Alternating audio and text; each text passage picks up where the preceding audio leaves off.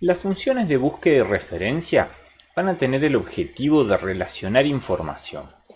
Es muy común que cuando trabajamos con listados de diferentes formatos, con contenido bastante completo de información que podamos haber creado a través de diferentes registros o que bien puedan ser parte de un proceso de exportación desde otros sistemas, existan bloques diferentes de información. Y cuando hablamos de bloques de información, hablamos de diferentes tablas, diferentes hojas de cálculos, diferentes espacios dentro de una misma hoja de cálculo. Y estos bloques van a tener diferente información, pero que va a estar relacionada en algún punto. Una posibilidad o un ejemplo clásico se da cuando tenemos información que tiene contenido bajo código. Por ejemplo, podríamos tener, como compartimos acá, una serie de registros de ventas donde lo que tenemos registrado es el número del artículo, pero quizá, o código del artículo, pero quizá no tenemos registrado el nombre de ese artículo u otra información relacionada, como puede ser un rubro, un subrubro, etc. Ahora bien, esa información, quizá para la presentación de la información, para el trabajo en Excel, la necesitamos. Pero puede estar disponible en otras hojas de cálculo, donde quizá no está todo el detalle de las ventas, o muy probablemente no esté todo el detalle de las ventas, pero sí para cada número o código de artículo nos vamos a encontrar con el detalle del nombre, que es lo que no tenemos en la otra tabla. Por eso decimos que son tablas o bloques de información que están relacionados, en este caso a través del número del artículo, pero que no tienen la misma información. Esto podría tener que ver con una serie de cuestiones donde, por ejemplo, juega la economía de la información, donde al tener un listado muy grande de ventas, por ejemplo, a mí me podría interesar registrar solamente el número del artículo. Y si necesito luego, en algún caso, por ejemplo en un listado de resumen o para el armado de determinada información, a través de una fórmula de búsqueda de referencia, en ese caso sí ir a buscar esta información. También podría ser que por la forma en la que nosotros registramos en un listado de Excel, escogiéramos tener esta información por separada porque nos es más fácil actualizar el nombre de los artículos. Y luego, cuando vamos insertando nuevas ventas en esta tabla, lo que nos permite tener el nombre de los artículos por separado es no hacer una selección incorrecta. Ya vamos a ir viendo ejemplos en la práctica que nos van a permitir ver bien el funcionamiento y la utilidad de este tipo de funciones. Ahora bien, ¿cuáles son las funciones que forman parte de lo que denominamos funciones de búsqueda y referencia? Vamos a ver aquellas que resultan más pertinentes. Cuando nosotros tenemos situaciones como las que describíamos recién, es decir, un listado que contiene información, por ejemplo, de un código, pero no tiene la información relacionada de un artículo, un nombre y apellido, un rubro, etcétera, etcétera, en ese caso es muy útil utilizar la función denominada consulta B. ¿Cuál es la utilidad de la función de consulta B?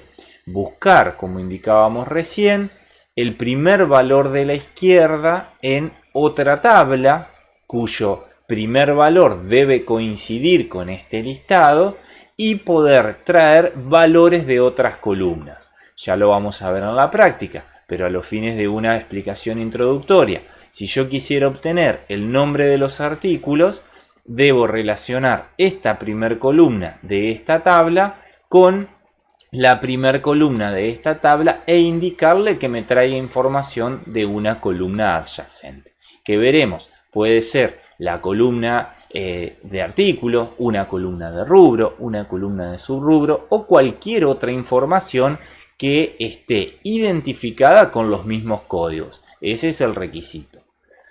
Ya vamos a ver entonces cómo funciona. De manera muy similar aparece la función de consulta H.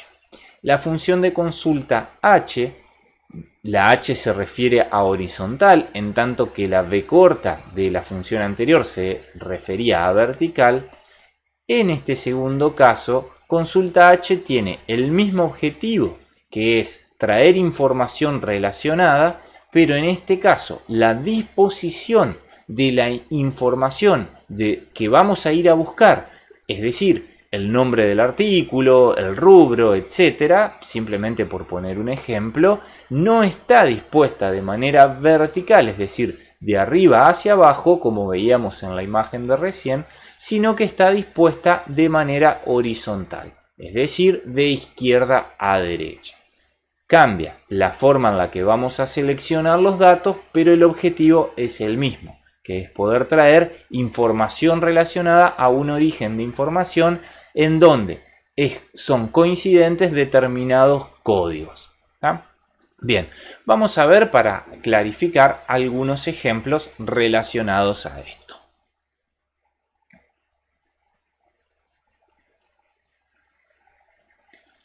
Supongamos que tenemos un listado como el que observamos en pantalla, donde la información con la que contamos es la siguiente. Tenemos un listado de ventas en cuenta corriente y ese listado de ventas en cuenta corriente tiene relacionado lo que conocemos como un código de cliente. Así como veíamos recién en la presentación un código de artículo, por ejemplo, también podríamos tener un código de cliente. Ahora bien, este listado de ventas, que además tiene otra información como cantidades, precios, etc., carece de la identificación del cliente por su nombre y apellido o razón social. Eso a priori nos significa una limitación de información en un momento determinado donde queremos mostrar la información completa. Ahora bien, para resolver esto vamos a recurrir a la información relacionada y a las funciones de búsqueda y referencia. ¿Cuál es la información relacionada? Nos vamos a ir, es decir, vamos a dar clic en otra hoja de cálculo, en este caso que se denomina clientes, y vamos a ver cuál es la información que tengo disponible en la misma. Si observamos, tenemos aquí una información vinculada a todo el listado de clientes. Y si vemos en detalle, vamos a ver que todos estos códigos de clientes van a coincidir con estos códigos de clientes que tengo en el otro listado.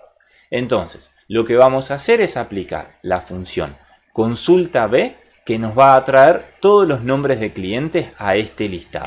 Veamos cómo operar de esta manera. Para dar de alta una nueva función, al igual que siempre, lo que vamos a hacer es sencillamente dar clic con el mouse en la celda a la que queremos insertar la función. Vamos a abrir dicha celda con el signo igual y a continuación vamos a insertar la función consulta B. Para ello escribimos consulta B, es decir, el nombre de la función, y vamos a ver cuáles son los parámetros que tenemos que asignar a esta función. El primer parámetro es el que se denomina valor buscado. El valor buscado va a ser siempre ese código en común que tienen los dos listados que estoy relacionando. En este caso va a ser código de cliente. Si por ejemplo tuviéramos un listado de artículos, probablemente sería el código del artículo. Y así cualquier información que me permita relacionar una tabla con la otra. Entonces, como valor buscado voy a seleccionar la celda C4, que es la que contiene mi código de cliente, y a continuación voy a escribir punto y coma y vamos a insertar el segundo parámetro. El segundo argumento o parámetro que me solicita el sistema es el de matriz buscar en. ¿Qué significa esto? Que yo le voy a indicar cuál es el listado destino con el cual yo quiero relacionar la información para, en este caso, traer el nombre de los clientes. ¿Cuál era ese? Ese listado destino para nosotros está en la hoja de cálculo clientes. Entonces, para eso, lo que vamos a hacer es hacer un clic en la hoja de cálculo de clientes y vamos a seleccionar todo lo que se denomina la matriz de destino o la matriz buscar en.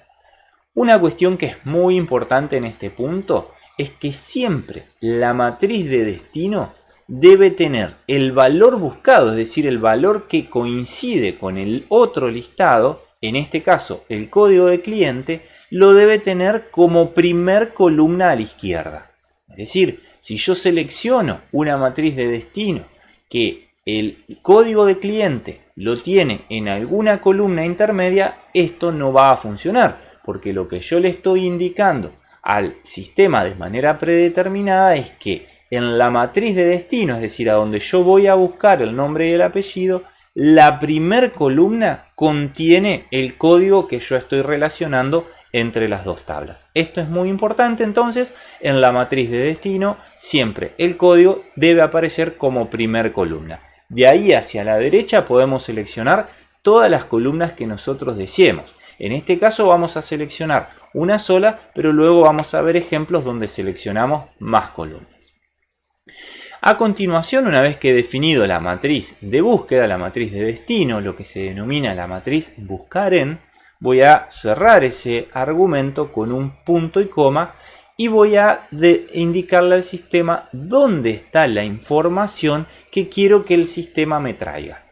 Para ello voy a indicar lo que se denomina el argumento indicador columnas.